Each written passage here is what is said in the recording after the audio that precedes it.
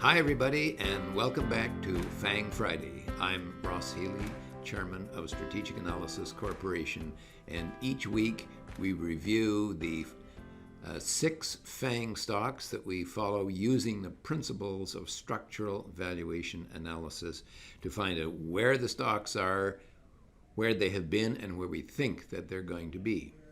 Now, this week is a kind of an awkward week. Now you may say, well, gosh, it's the end of the quarter, it's the end of the week, it's the end of the half. Surely this is a perfect time to be reviewing the stocks, but it isn't. And there are 3 good reasons for that.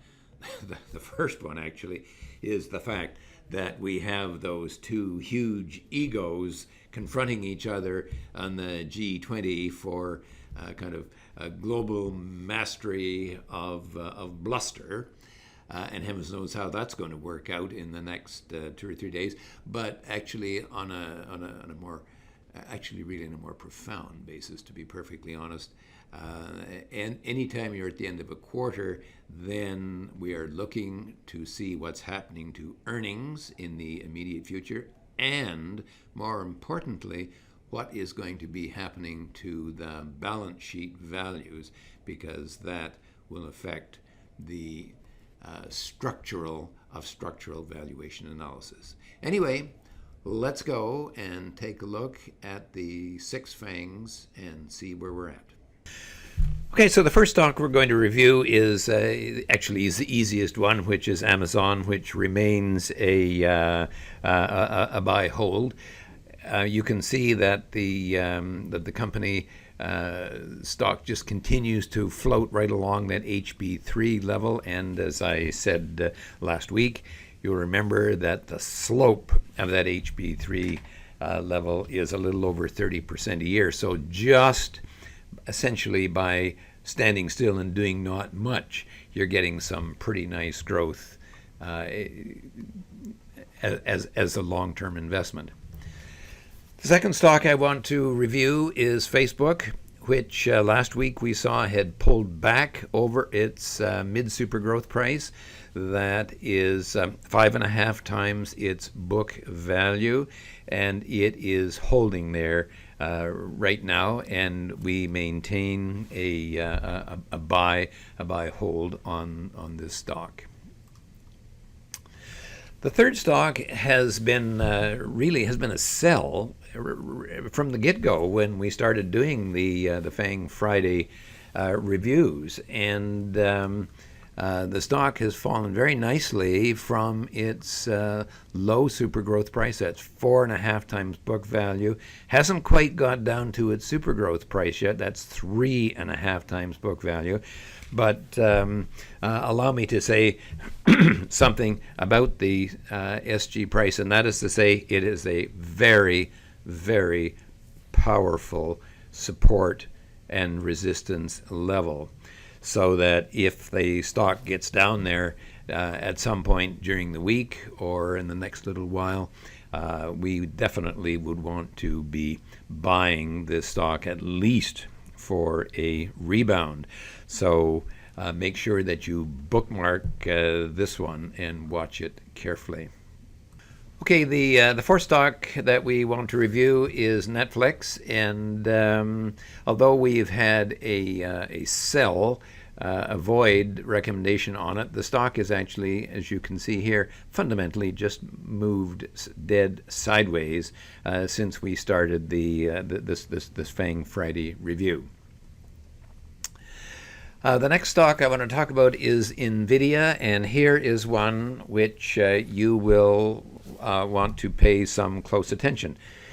When we started the FANG Friday review, it was our contention that they were going to have a very rough quarter. They did have a very rough quarter, and that the stock was likely to sell off. So from these levels here, in point of fact, the stock had quite a huge decline. However, there has been a big rebound in the in Bitcoins, and with that rebound in the Bitcoins, then NVIDIA has fundamentally at least rebounded and has reached back to the HB1, which is 10 times book value. Now, I'm going to be very interested to see what happens here, whether the stock is able to break out. Today, the stock actually virtually hit dead on its HB1 and set back a little bit, but we're going to see whether the stock is able to break out. So that's number one. And secondly, I will be very interested to see when we get the financial statements, what exactly has happened to the balance sheet, because we may get what we call a kind of an inadvertent breakout.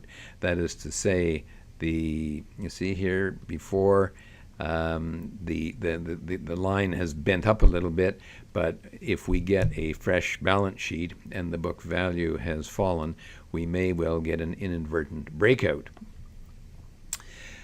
The final stock is Apple, and it is right up both at its breakpoint, its bubble breakpoint. That's 7.4 times book value, and a very significant value within a structural valuation analysis, and also its fair market value. And Apple has shown very, very little tendency to exceed its fair market value. It did a little bit here on that momentum recovery.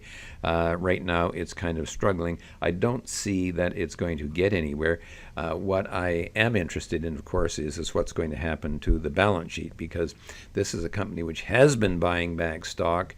We show here that the balance sheet is actually turned up a little bit, but we may well find out that it hasn't, and in point of fact, it's continued to head in a downwards direction, in which case we will see that we got a breakout, but it's going to be like this kind of a breakout here. It's not going to last very long because the valuation of the company is extremely stretched. Also remember that their first quarter was absolutely miserable. Still, the stock had a big jump, I think almost 10% afterwards, because they beat the street consensus numbers. Well, I think you can get away with that kind of chicanery once, but if they have a second bad quarter, even if they beat the street consensus numbers, I have to wonder whether the market is going to be so blind the second time around with two bad quarters in a row and have the same reaction. Anyway, that's all coming up in the next couple of weeks, and we will be watching very closely.